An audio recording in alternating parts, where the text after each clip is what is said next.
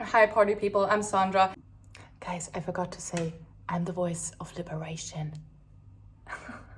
I had bulimia for 20 years and today I want to share with you what I learned from that, why I had this, and why I think it is so important to talk about it, because I do believe that so many of us collectively go through addiction, but if it's not addiction, like a severe addiction, but addiction is always severe, but we are collectively in a place of despair. And I do believe so many of the reasons why I developed bulimia are still true for so many of the collective right now. This is why I want to share this with you. So if you are in a similar position, this video is for you. Just discovered that. Anyway, I certainly do not hope that you can identify with, or you should never identify with anything regards addiction. But if you see yourself in any of the things that I'm about to share with you, again, I do not hope that that's the case, but in case that is the case, then I'm sharing these things with you so you can see, okay, shit, that's actually something that I am going through too, or that's something I struggle with too. So this is basically a video about bringing clarity, bringing awareness as to something that you might have going on within your system, so you can spot it within yourself and then you can start working on it and resolving it, because awareness is always the first step, isn't it? And I wrote myself some notes, all the things that I could think of, why I developed bulimia and all that. I don't know if this list is complete, but we are a channel against perfectionism. Very, very important. And so there might be something missing, but I did the best that I could. It's all I could think of. So here we go. So one of the reasons why I developed bulimia is one of the major root causes of addiction, in my humble opinion, which is overwhelm.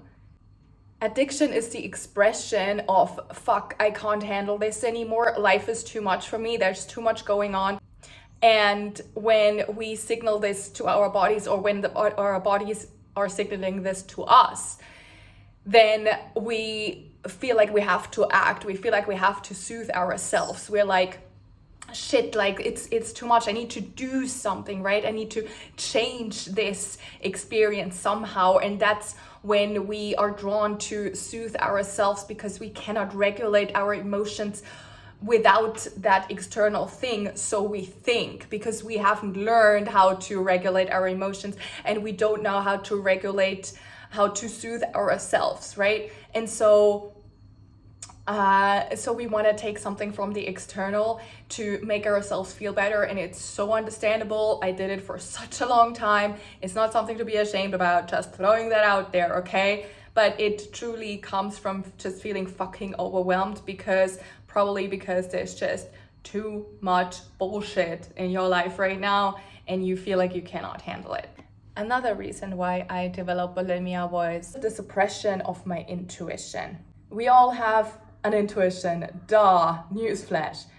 Our intuition is our divine guidance, the guidance of the infinite intelligence that we are all collectively connected to. That is what intuition is.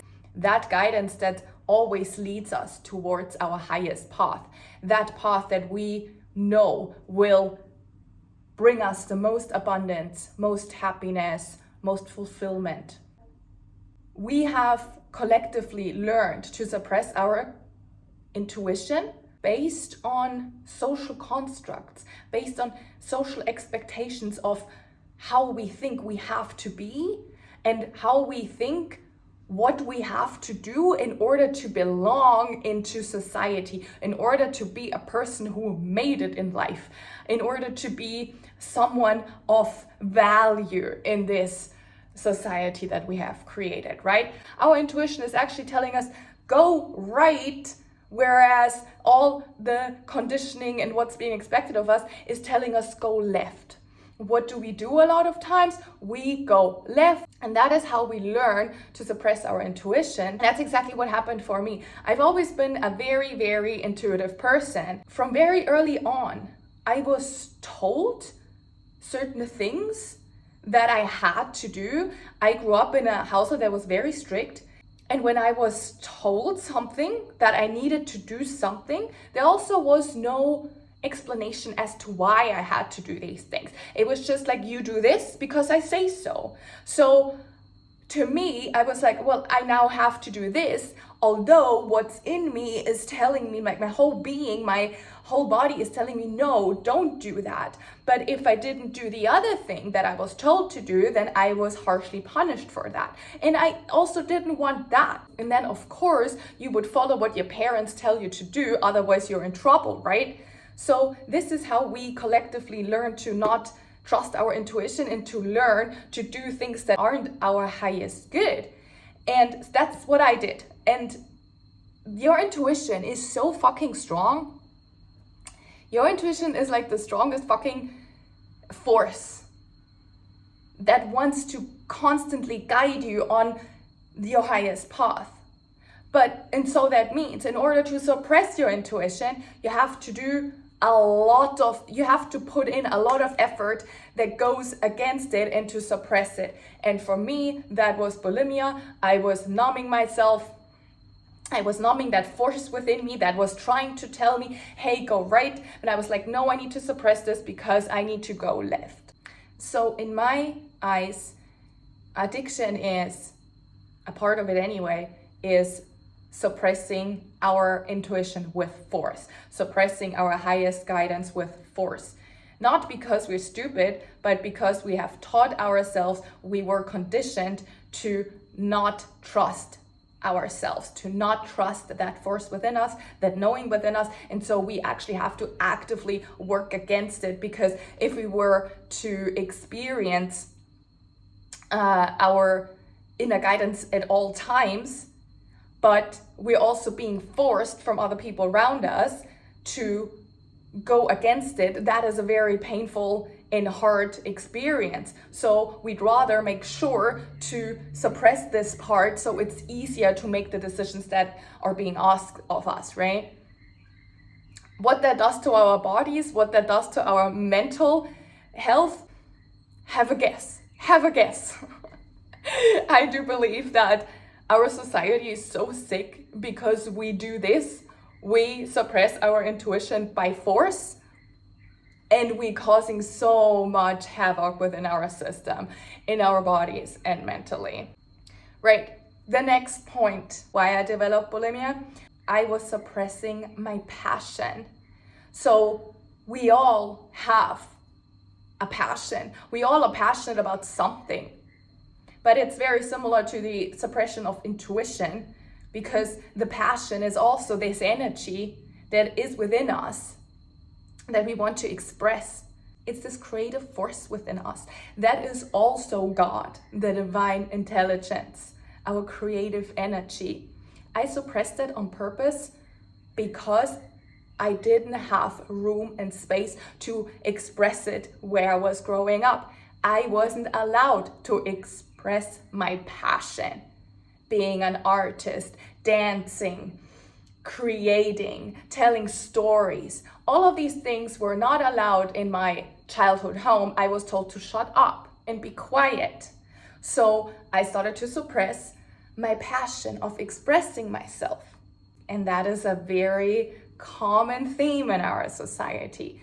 Another way of suppressing yourself is putting a finger down your throat and suppressing your voice. Bulimia was just another expression of that. Suppressing my voice, shutting myself down, swallowing my truth, not saying what I needed to say because I wasn't allowed. Another reason why I developed bulimia was to suppress, once more, suppressing stuff is very much what addiction is. Suppressing shame. Also sexual shame. So when I was about 15, I experienced sexual abuse, and how it is with sexual abuse, the way it works is that the person doing the abuse is basically transferring the shame of that into the person on the receiving end. Because the person doing what the person is doing knows, obviously, that what they're doing is not right, is wrong. And they feel shame about that. But this is all happening very subconsciously, right? Because they, of course, still act on it and still do it anyway. Sometimes they might just not even be aware of how much shame they actually carry. And sometimes they might just not give a shit. I don't fucking know. But basically, they are transferring their shame into the person experiencing the abuse. So I experienced this sexual shame, and that was another thing that was just so nasty to feel. Like, suddenly I was carrying this sexual shame with me, and that felt very nasty, and I didn't know how to feel that. I didn't know how to work with that. I didn't know what to do with that. So what did I do? I suppressed it. And again, I believe this is a very common theme for our collective. In our collective, the amount of shame and the amount of sexual shame that floats around in the system, it's insane. I went through so much shame because of the work that I have done in order to get out of addiction. But me starting to suppress that shame that I was carrying just accumulated more and more and more of it, because you always attract who you are. So once you carry shame, you will attract more shame. That's just how it goes. So I carried so much shame because I didn't allow myself to feel that shame, because it was too hard to feel. So I let it attach to me, and at some point I thought it was me. It somehow became me, which of course it never was me, but I started to identify with the shame because I felt so much shame about myself.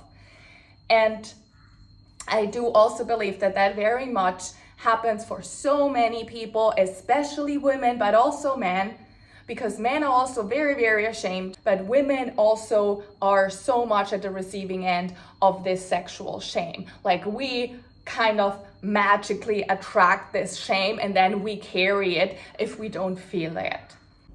Hey guys, it's me from way later.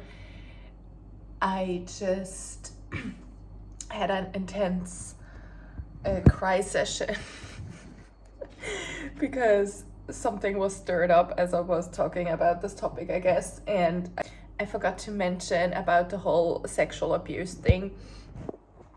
What this does to you is that it takes away your freedom of choice, and I do believe that that is another reason, apart from the shame, why this had such a huge impact on me, which, you know, it's just obviously like natural that this would happen, that if people invade your space and you're not okay with that, I mean, that's what invasion is, I guess.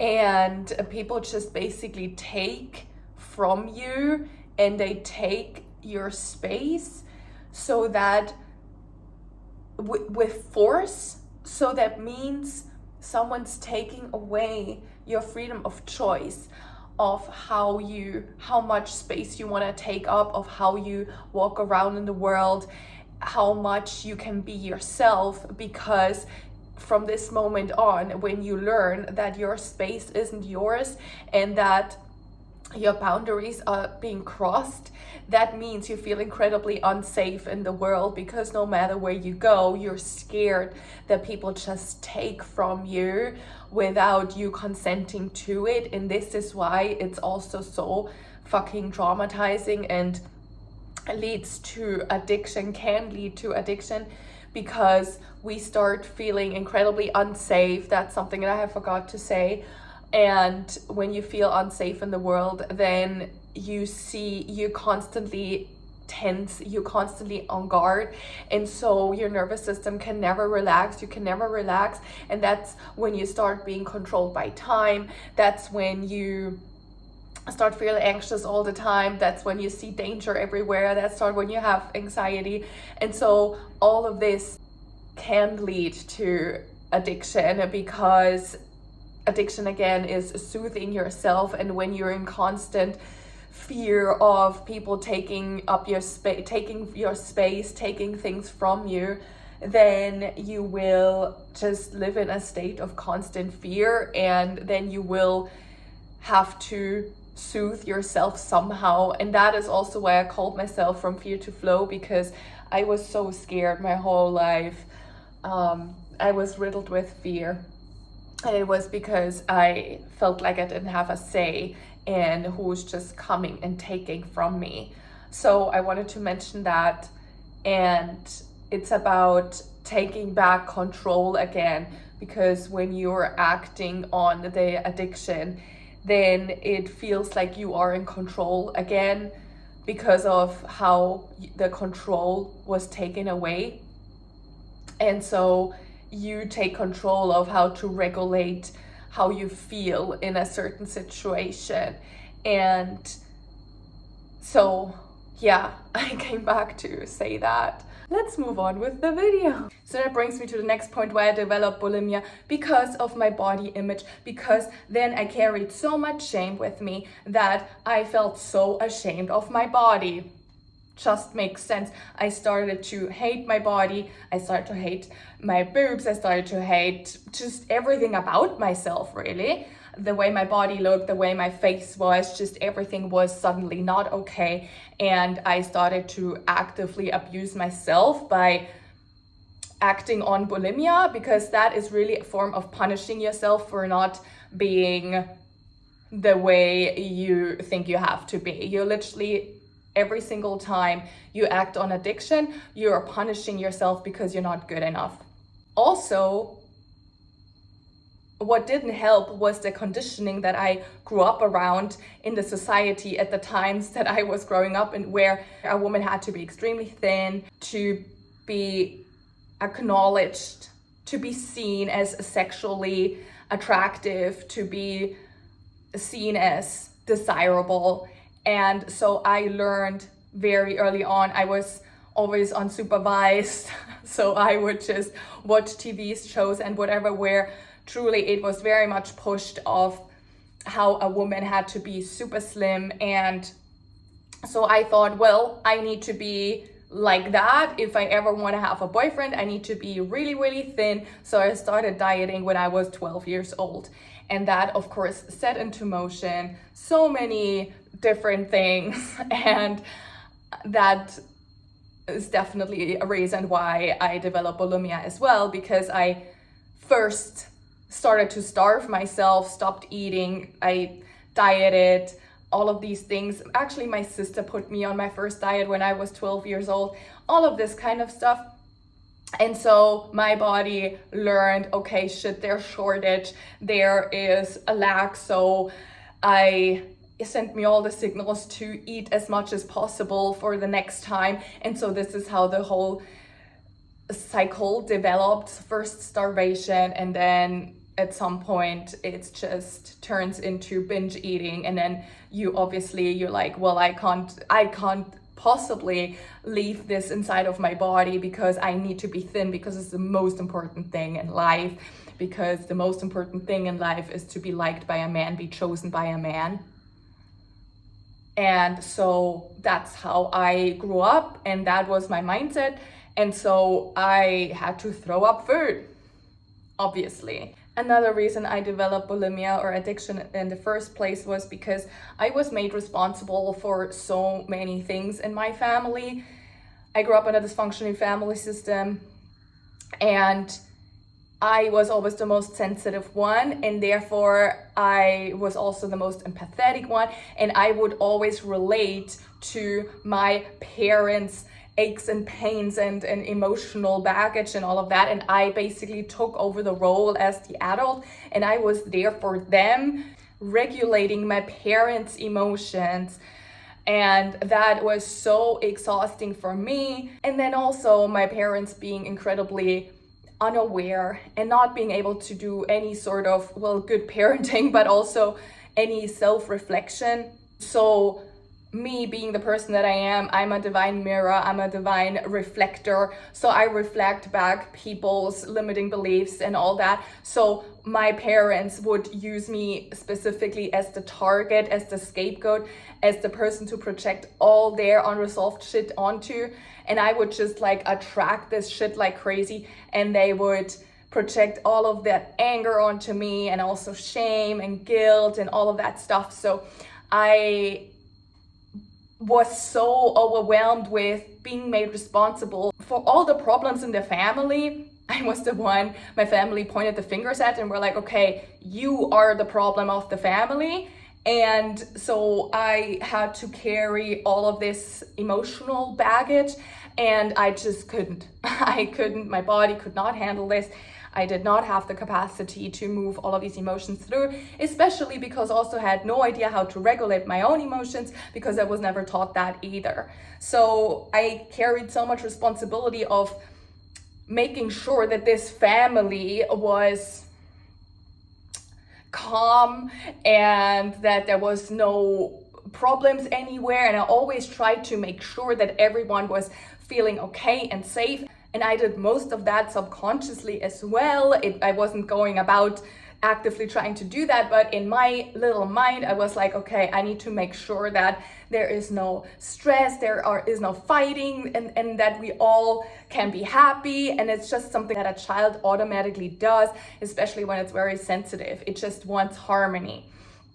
So again, addiction was an expression of overwhelm for me in that regard. Another reason why I developed bulimia was because of the addiction to struggle. So I had a childhood where I experienced a lot of struggle.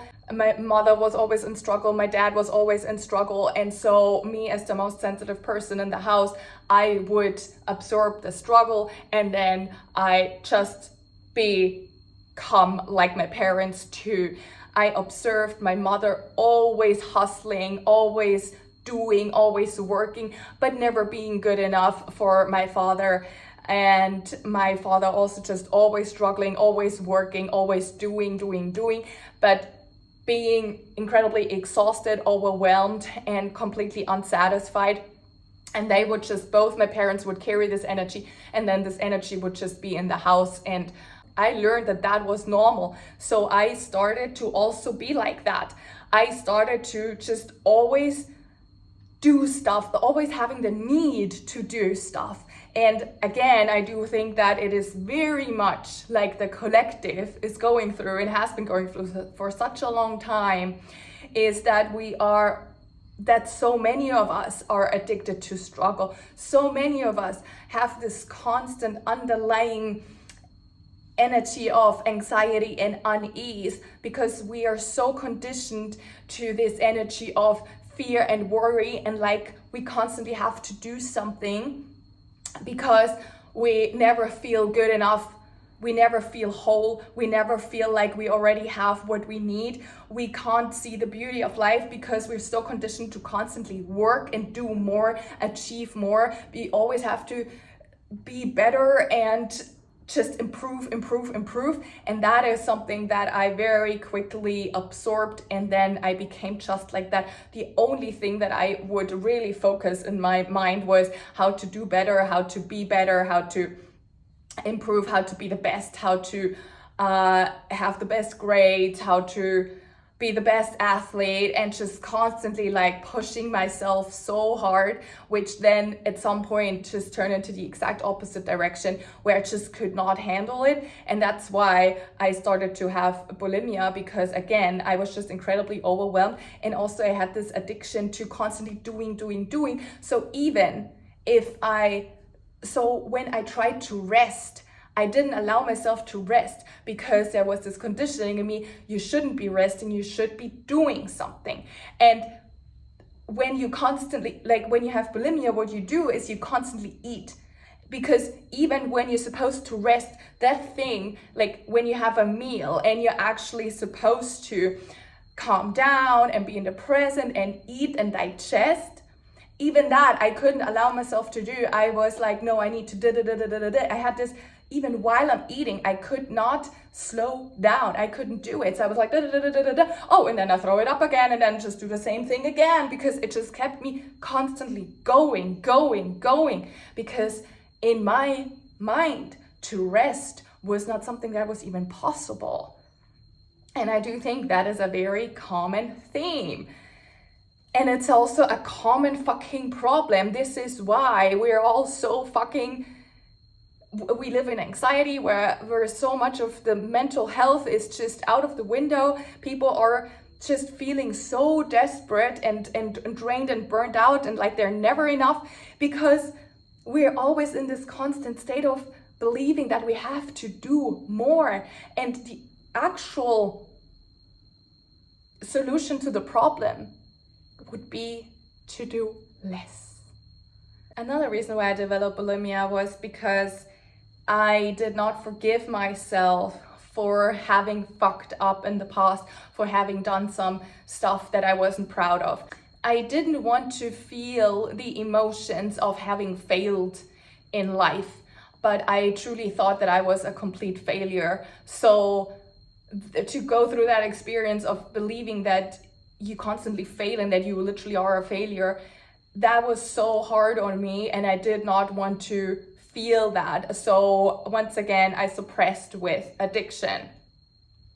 And I had to truly do a lot of work on myself to be able to forgive myself and to really realize that what I was punishing myself for, failing, was never really failure, because I don't believe that failure exists in the way that we speak about it.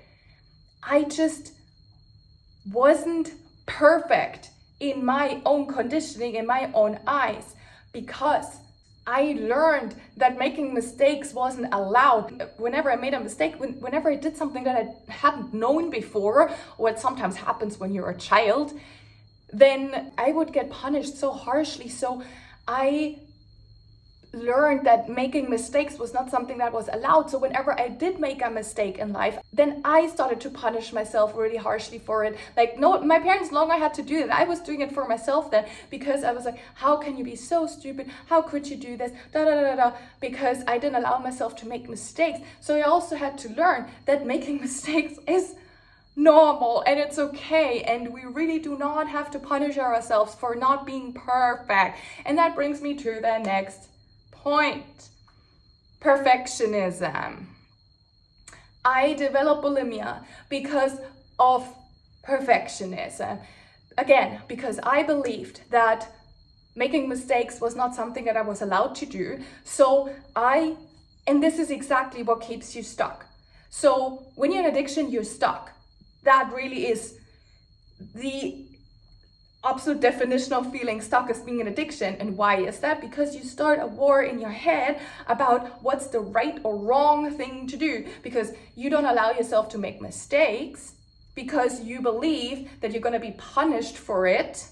So you reside in this place where nothing happens, because you have to first think about to make the right move, to not make the wrong decision, right? And you just constantly overthinking, because you're like, okay, I need to make sure to not fuck this up.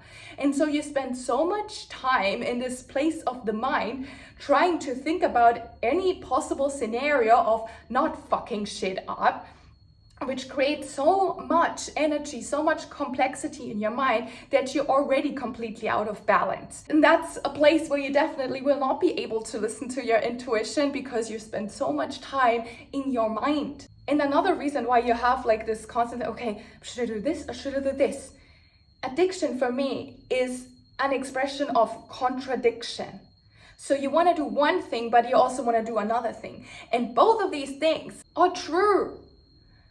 Both of these things are valid. That's another thing. Like, there is no right or wrong decision. That's the other thing. Is sure, there are decisions that are more aligned with your highest path. They are more aligned with what feels good to you. But at the same time, to make a wrong decision doesn't mean that your life is over. It doesn't mean you can never come back to what's best for you. No, you then make a decision that takes you a little bit there and you're like, oh yeah, no, that's not it. So you go back to where it feels better, right? This is truly just what making mistakes is what, and I don't even like to say making mistakes, it's more so living your life. It's growing, it's experiencing life, it's experiencing what it's like to be a human. So there really is no wrong or right decision, and that's a fucking problem. For people who are in addiction, they are so focused on making that right decision or so scared of making the wrong decision that they completely stay stuck and remain in a place where they don't do anything. This is also where procrastination comes in, right? Because we have this perfectionism thing going on. Why do we have this perfectionism thing going on? I already said the whole thing with making mistakes. Maybe there's something in your childhood. Maybe the way you grew up was something very similar, where you were punished for making a mistake, or you were shamed for making mistakes. So maybe there's something there. But why did this perfectionism come in the first place? Maybe you didn't get punished harshly for doing the wrong thing, but you just simply had no guidance around what the right or wrong thing was. Maybe you were just completely left alone with decisions in your life. You had no support system. You had no one to look up to. You had no one telling you what the right or wrong things to do were. And that was the case for me too. My parents were always absent, and I had to basically raise myself, and I had no guidance in, hey, if I do this, like this typical thing, when a child puts their hand on the stove, on the hot stove, well, parents usually tell children, oh, don't do that, or to stick your fucking finger into the socket. Your parents are supposed to tell you, don't do that, danger, right? But if you don't have that, then you have to make the mistakes to find out for yourself. But then you're also so scared of making the mistakes because you have no one telling you it's okay to make mistakes. So when you have no guidance in life, then you will also remain in a state of feeling stuck. You will remain in a state of being in your mind rather being connected to your internal guidance, because you just don't know what's right or wrong. You don't know what to do. So growing up without guidance, it also can be very much a place of a breeding ground of addiction, because you're so caught up in your mind about, okay, well, but where do I go? Where do I go? And the funny thing is, you actually always have the guidance within, right? You always know what the right thing to do is. What is the thing that would lead you to your most happiness? You have this internal guidance at all times, but because you're so much in your mind trying to figure out the right thing, that's when you get lost. And that's when life will feel like you're lost as well. So once again, addiction is contradiction, because, for example, for me, what was true was that on the one hand, I always believed that I needed to do more, but then my intuition was telling me I just need some rest. So I had these two very opposite belief systems going on, like, oh, you have to do more, and then the other one is like, but you have to just rest. And so you're like, what is it? Which one is it? And the thing is, none of these things are wrong. There's not one of these belief systems that are right or wrong. It's more so that they are both true. And so it's not one or the other, it's both. And it's okay for both of these parts of you to exist. But I would continuously suppress one or the other, because I was so stuck in trying to figure out what the right one was. And that's also when you will have chaos in life, because you're giving so many mixed signals to the universe. You're sending out so many mixed signals of who you are, what your energy is, what you're supposed to want in your life. Because if you don't know what you want, then you will get all the different things being shown to you that tell you, well, you don't know what you want. You're gonna have a life of chaos. You're gonna have a life of utter confusion and like, what the fuck is this? You're gonna have a life of feeling completely lost, where you don't know what to do, don't know where to go, feeling completely abandoned, all of these things, because you're not allowing yourself to have all parts of you live with each other in harmony and allow all of you to be there, but rather you're suppressing parts of you. And that is a lived contradiction. Another reason why I developed bulimia was because I denied myself so much in life. I learned, again, based on the conditioning that I was growing up around, I started to deny myself food, mostly because I was like, I cannot eat this, I cannot eat a donut, I cannot eat chocolate because it's gonna make me fat, and that's the opposite of what I want, so I do not want this. So I started to deny myself certain foods, many foods, most foods really, and I started to learn, well, I can't have this, I can't have that, I can't have that. So I started to really grow this belief systems of limitations of all the things that I wasn't supposed to have. So I started to deny myself so much of life, of beauty, of joy, of pleasure. Because in my mind, it's like, no, this is forbidden. But the thing is that just because I told myself I cannot have these things, didn't mean that I didn't want these things, right? So, and it's also always true, like the more you deny yourself something, the more you're gonna want it, obviously. So I started to really focus on all the things that I couldn't have. And so there was just more of the things that I couldn't have. And that made me, of course, even more miserable. But also the thing is, I was completely contradicting myself again in my mind, because in actuality, I really wanted these things. I really wanted this chocolate, but I was telling myself, no, you don't want this chocolate. You cannot have this chocolate. So you literally it's literally you completely at war with yourself, telling you this one thing, telling yourself no, but when you actually mean yes. So how is your life going to look like, right? It's going to be complete chaos. That's exactly what it was like for me. So I was like, no, I'm not supposed to have this. I started to deny myself all of the beauty of life, all of the pleasure. And so I got addicted to chaos. I got addicted to overwhelm once more. And by denying myself all these beautiful things, I wanted them more, and therefore I would relapse way more often. So to me, it just became normal to want things, not allowing myself to have them, and therefore overdoing them and then paying the price for it. Another reason why I developed bulimia is because I was suppressing my voice. It's pretty obvious. It's also what I believe, that it is so very common in our society, especially for women, that we learn that our truth is not allowed, because women are a lot of times incredibly intuitive, and we just know shit, and we know what's right because we have this inherent knowing, and that is just a very feminine trait, right?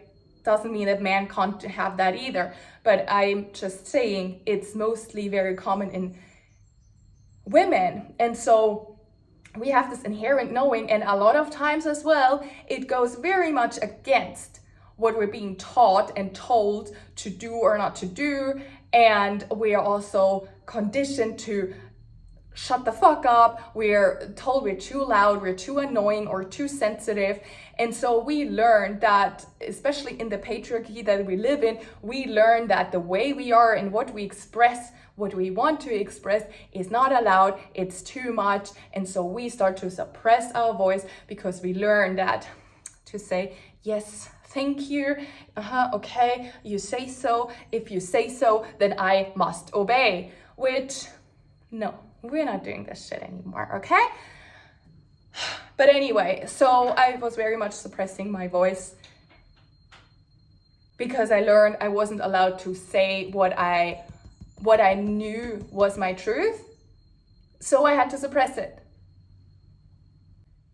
And that just goes into my next point of being the good girl. I had to be the good girl. My dad literally told me when I was a child, if you are like this, your father doesn't like you anymore. So I had to be a certain way, and to be a certain way meant to never be angry, never cry, not be loud. I had to be quiet, not disturb the peace. And so I had to be a good girl. And whenever you were a good girl, you were actually being rewarded for that. You then received a little bit of love when you were small and shut the fuck up. That's when you were rewarded. That's when you received a little bit of the affection, because then you're like, yeah, that's a good girl, I like you like this. Okay, so here's a little bit of love. And but if you dare to be loud or anything like that, then you will see what happens, right? So I learned to be a good girl, I learned to be quiet, and that is such a huge fucking self-abandonment. I can't even tell you how much damage this does to us in general. Every single person out there who has to suppress their anger, their grief, just any emotion that feels uncomfortable. So to suppress your truth, it's so fucking destructive. You're taking your own power away every single time that you do not speak your truth, every single time that you deny yourself to be angry and to also express that. So being in addiction is also just complete self-abandonment, because you are putting so much emphasis and power into a certain thing. Like, it's like, oh, I like this thing now is controlling my life, right? It's like food. So it's like, oh, food is now controlling my life, because all you do is think about food or whatever you are addicted to. I don't have to fucking tell you what it's like. You constantly think about this one thing, or even multiple things. If it's not that, then it will be that. Because you give so much of your power to something outside of yourself, because you think you're so disempowered, because you continue to abandon yourself. And when you abandon yourself, because you're not speaking your truth, you're not doing the things that you actually want to do, but you're doing the things that you're supposed to do, that is self-abandonment, and that it will be expressed through some sort of addiction. And self-abandoning means to give your power to something that is not your truth, because then that is what you focus on, right? So you don't have to look at how much you're abandoning yourself. You put all of your fucking energy into this one thing or the other thing, and you don't have time to see how much you're going into the opposite direction of where it would feel best, because there's so much pain in that, because you're literally doing it to yourself. And then it's self-punishment. I developed bulimia because I was punishing myself. I think I already mentioned it, but it's a very harsh act that you do to yourself, right? I mean, so is any addiction, alcoholism, whatever it is. I mean, it's pure self-destruction, and it's self-punishment, because you deep down don't believe that you're good enough, and you're punishing yourself for that. And so in order to heal, you really have to look at all the limiting beliefs. You have to look at everything that you believe about yourself, why you're not good enough. And you have to rid yourself of all of this, because otherwise you're still gonna want to punish yourself for not being good enough. So you have to rid yourself of everything that makes you believe you're not good enough, right? And that is so many suppressed emotions that you didn't allow yourself to feel over all these years. And it's all of these limiting beliefs that tell you you're a piece of shit and all of that. And so that is really the way to heal. That's how I did it. So that's it. Again, like, might have missed something, but this is what I could think of. And if you struggle with any of the things mentioned, let me tell you, I fucking get it, and I know how hard it is. So here's the thing, I just said it. Observe your thoughts, observe the way you speak to yourself, and then catch that shit and be like, wait, no, I'm gonna take my power back, and I will no longer believe this stuff about myself, right? You have the power to deprogram yourself. You have the power to change your life. No one can do it for you, okay? You have to do it. And the other thing is, a lot of times the reasons why you think all of these crazy shitty beliefs that tell you you're a piece of shit and all of that stuff, and you're never gonna make it in life, and things are not possible for you, all of this stuff is usually coming from suppressed emotions that you carry around from very early on, because it's like these emotions are the breeding ground for these shitty thoughts. So to really rid yourself of this in a way that will be sustainable is to feel all of the emotions and all of the untended wounds, the traumas that you still carry with you from childhood or whatever the fuck. You have to feel that shit and move it through your body and move it out of you. And that's how you will come back home to yourself.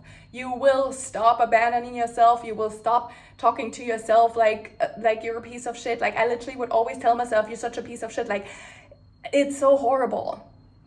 And I would have a life. I was homeless. I was poor, like all of these things. And I, of course, was in addiction. I had no relationships left. It was a horrible, horrible life for me. And it's all because I was so riddled with so many emotions that I had denied myself to feel because I never learned how to do it.